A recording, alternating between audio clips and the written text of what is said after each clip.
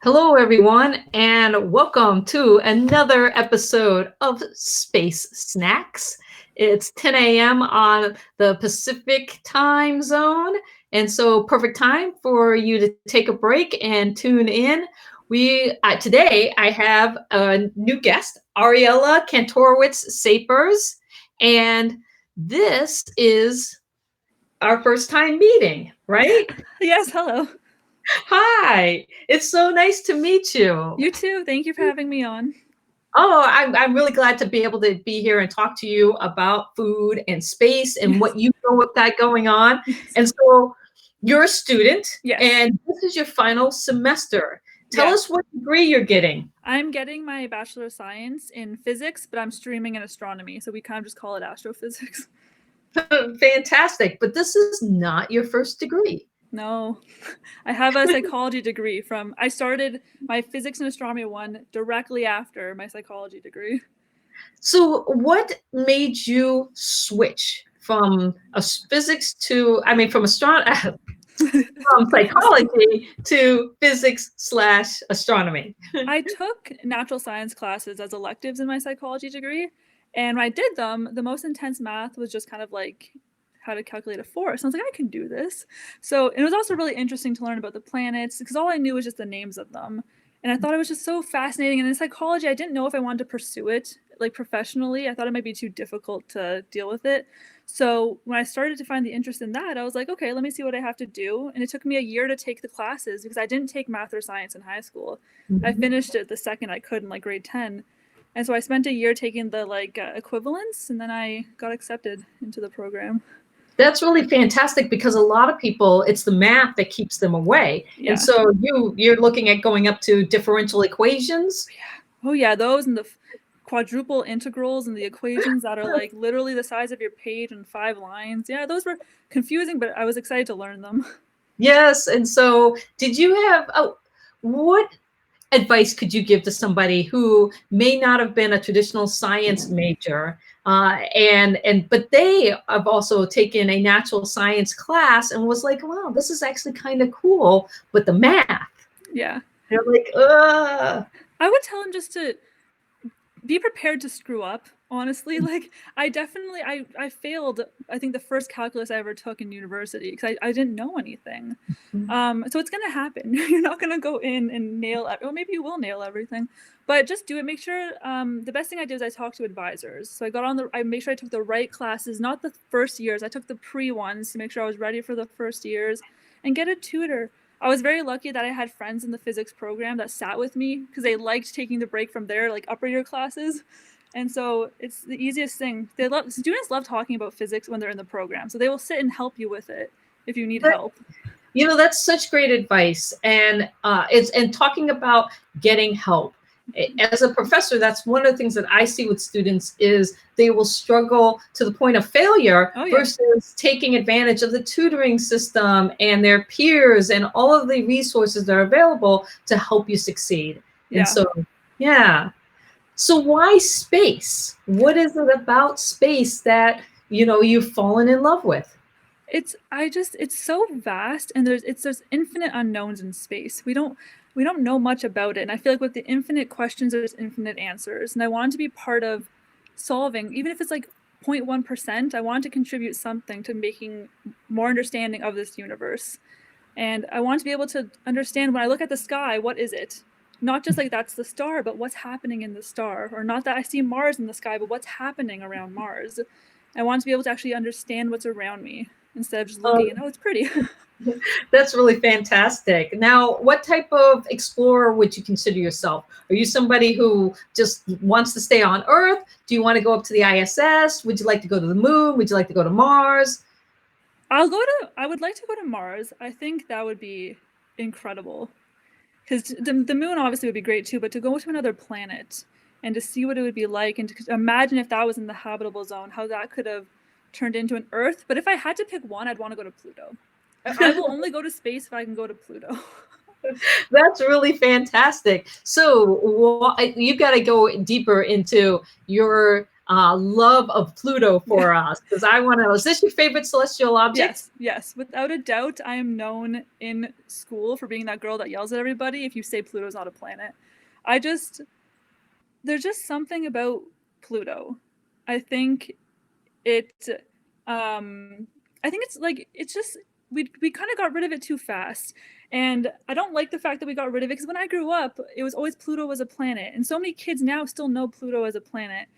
And I think it's so beautiful that it has a heart on it, but it's ice cold. Like, it's just, we should explore it more. Even if it's right at the edge of our solar system, like it's far out. I'm sure we could learn a lot about the materials out there if we spent time sending more things to explore it. So I don't want to be forgotten about. I also grew up with Pluto as a planet, so it's really hard for me not. It's a dwarf planet, so I'm like, it's a baby planet, But to me, it'll always be.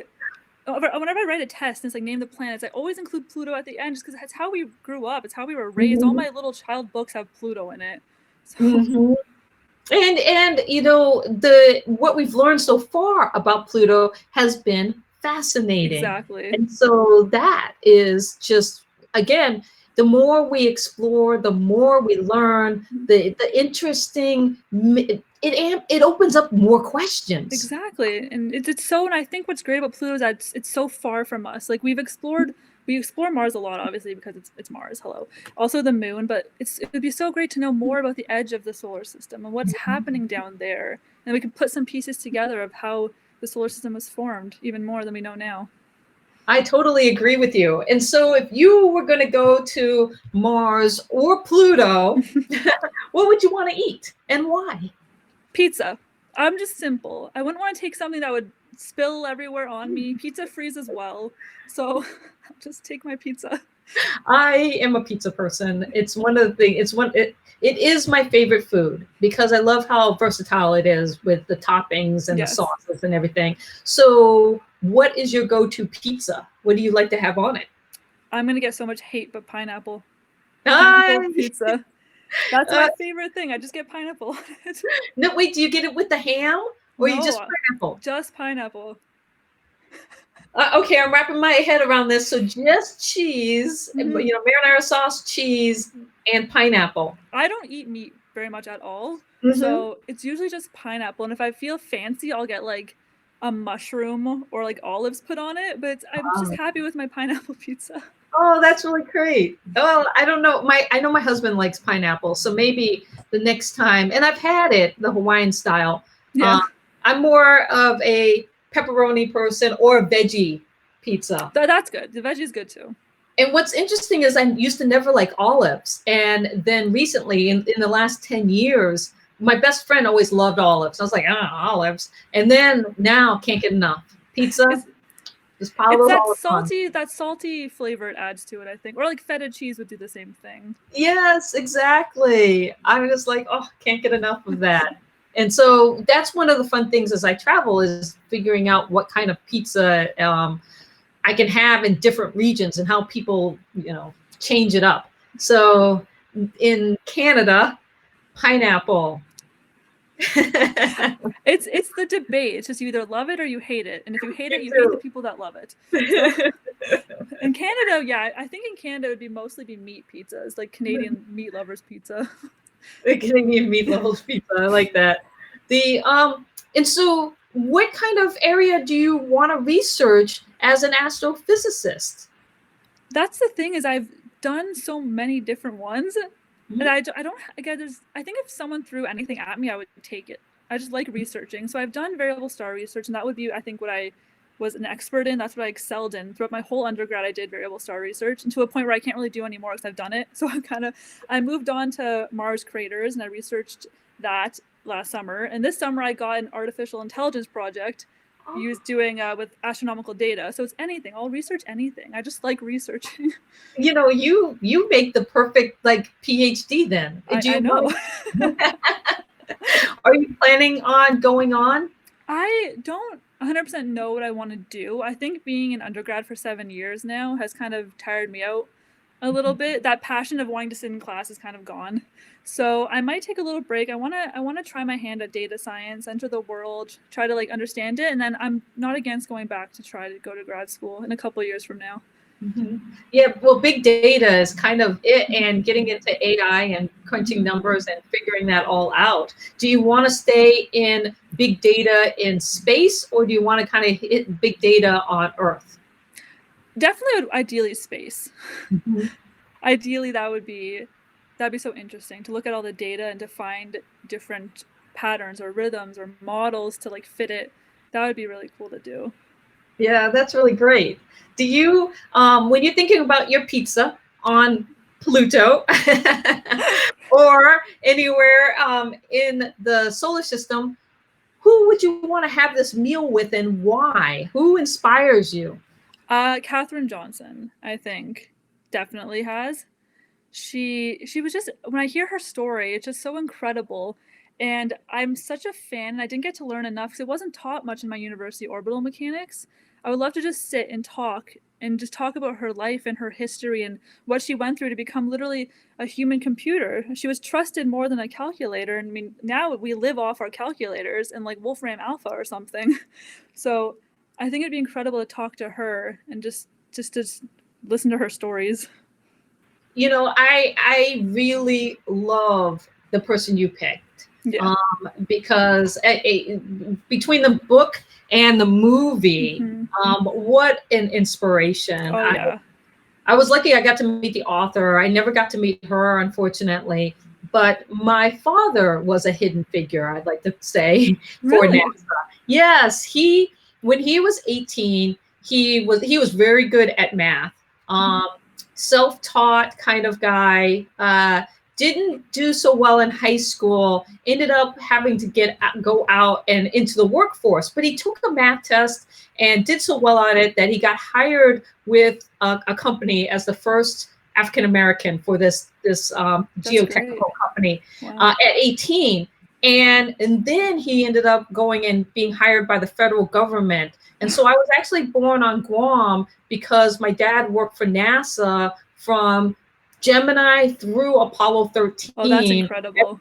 At the tracking station. And so he got into trajectories and just a really interesting career from his whole life, but especially that early on, from 18 to basically 30. And really, it was all about his ability to do math. That's incredible. It proves you don't need a university degree to be amazing in a STEM field. No. You just got to have a love of learning. Yeah. And it's all information and digital technology out there. And so what's funny is that I didn't understand hidden figures until I learned about that, what a hidden figure would be. And the story of Katherine Johnson and the other NASA employees. And my dad passed away when I was 19. So you don't really appreciate your parents until you become an adult and you kind of get out there and you're like, oh, yeah, I'm like, that dude is really interesting. That's so, you must have had an interesting life then, being born in Guam and learning all that stuff. Yeah, and so I still have the certificates, my dad's certificates that he got from NASA on my wall for Apollo 11 and stuff.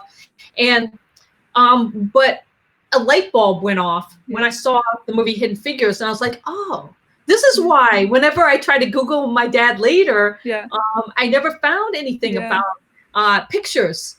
Because all the pictures I grew up with, there were no Black people in NASA during the Apollo missions. And I'm like, I know he worked for them. Yeah. Who is that? How come I don't see anything? Yeah. And so just kind of an interesting story there.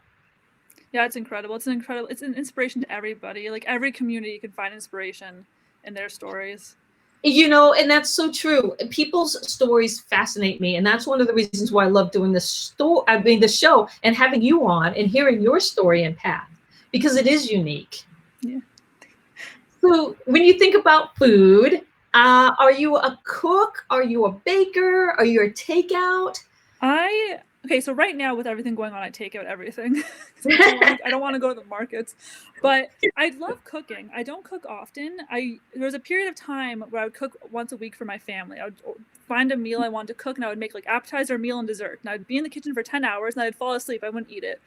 So So that's what I did for a while. But I come from my mom is a baker. So my house, I don't do the baking because that's her job. So my house is just constantly filled with sweets. So now the thing is I cook the meal and she can provide the desserts and it works. That's like that's a perfect combination there. The whole meal is complete. We don't cross paths. We know what we know and we leave it and we're good. Now, do you have are you a creative cook in a sense that you don't go off a recipe, or do you like to have a recipe? I like to follow a recipe to an extent.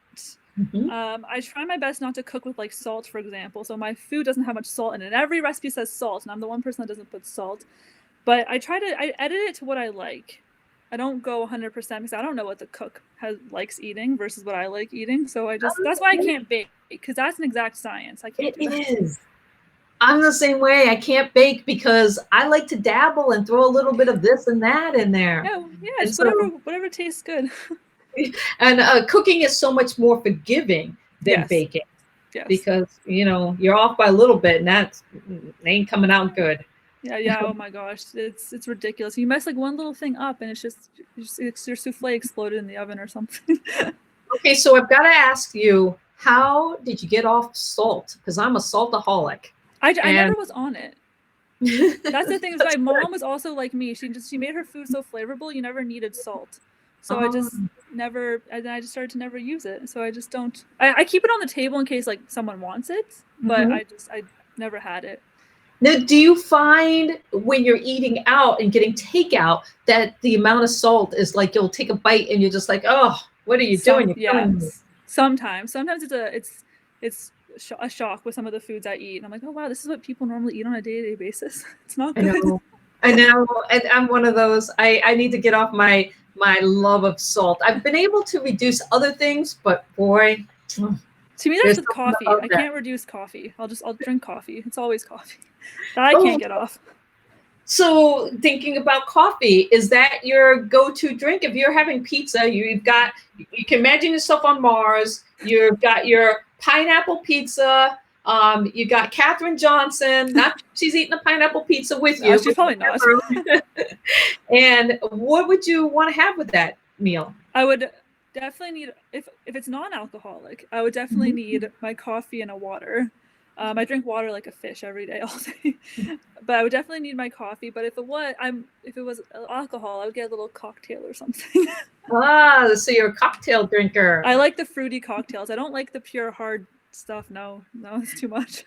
Is there a particular cocktail that you like to make or order? I think they're called fuzzy navels. They're very peach. They're like peach.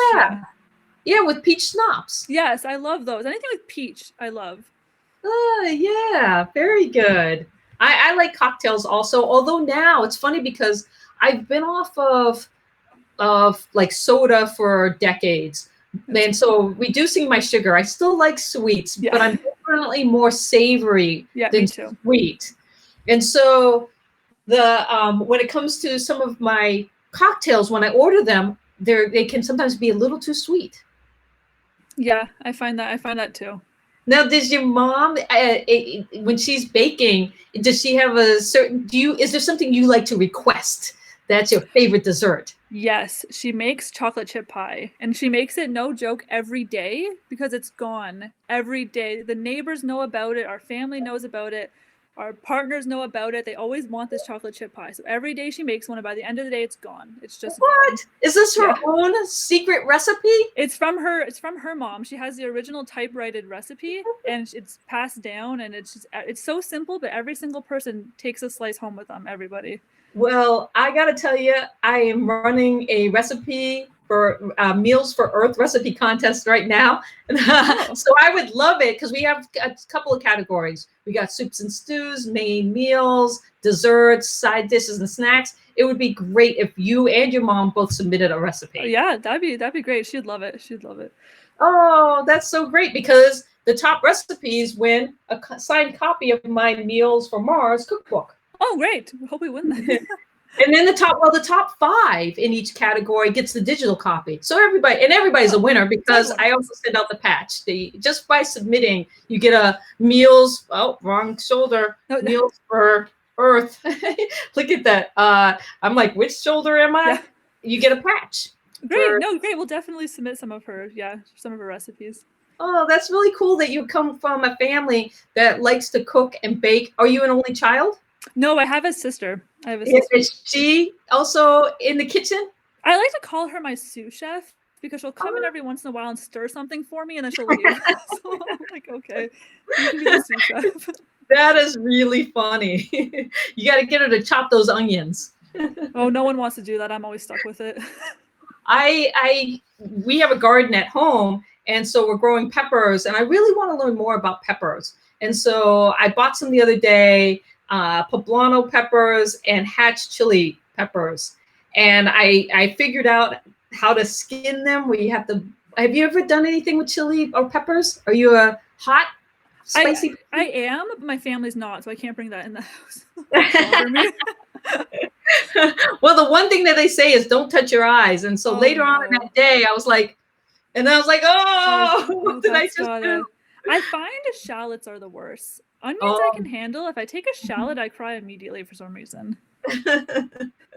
It's funny how the things that, how different aromas and flavors and textures just kind of blend. Is there anything that you don't like to eat? I don't think so. I'll pretty much try almost anything. I'm not a meat eater, so I try to avoid that, but that's not because I don't like it. I don't think there's many. I don't like salads. Wait, what? I don't know how people get plain salads with like nothing on it, just like lettuce and like cut. Like I don't know how people do this without anything on it. Like the wedge salad, where it's just like, wedge of lettuce and yeah. I'm like, how do you that's rabbit food? Like, I don't know how you're eating it. That's really great. So, what's your favorite side dish then? Oh wait, well, let me start with. If you're home cooking, do you have? I know what your mom's go-to recipe is for baking. What's your go-to dish while at home when you cook? Risotto. I've become a huge. It takes time and love and hours of stirring, but it's so versatile. You can change it with anything. Yeah, I like that. And so, do you have? Is there any kind of like a mushroom risotto? Mushroom and Parmesan. That was the one I made last time, and it was so good.